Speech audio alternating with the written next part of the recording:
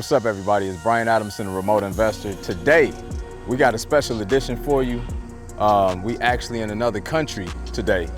No, I'm just playing. That's a west side, east side joke. We're on the east side of Detroit. I swear it look crazy over here. But anywho, Ezekiel, one of our apprentices, found this property and it's actually got a lot of upside to it. So we over here walking through the property, trying to figure out, what the repairs are going to be. Well, he already got a good idea. We just putting the final touches on it because you closing on the property when? On Tuesday.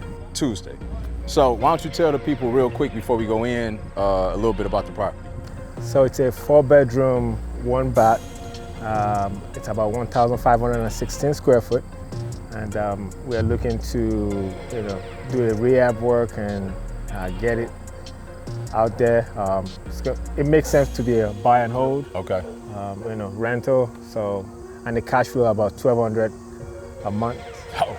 Once everything is said and done. All right. I could start liking the east side, $1,200 a month. Yes, sir. Yeah. So you probably be all in at what? So what's the purchase price and then what's the projected rehab? So purchase price it's about $23,000. Okay. And projected rehab we're looking at least $35,000 conservatively. Okay. So let's just say you all in at 60, right? Making $1,200 a month. Right. I like that. I like that. So yeah, I mean we can go inside, see what's going on, and then talk some more. Right.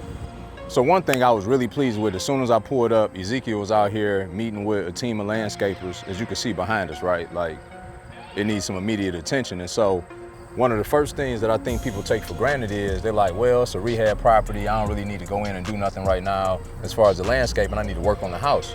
But essentially, the landscaping, how the house is presented, becomes your business card, right? So you want people to start knowing and thinking that something is happening with the property, and one of the first places that you can improve is the landscaping, clear all obstructions away from the property, clean everything up, get it away.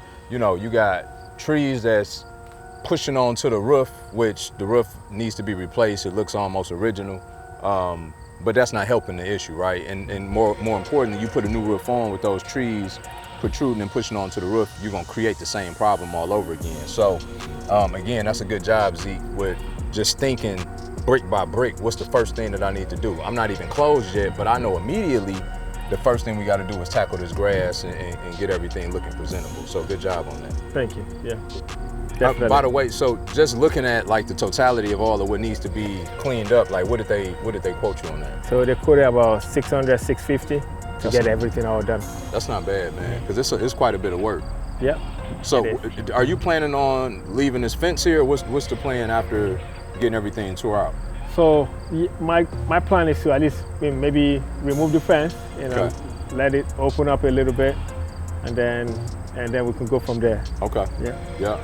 And one thing that you always want to be conscious of is what's going on in the neighborhood, right?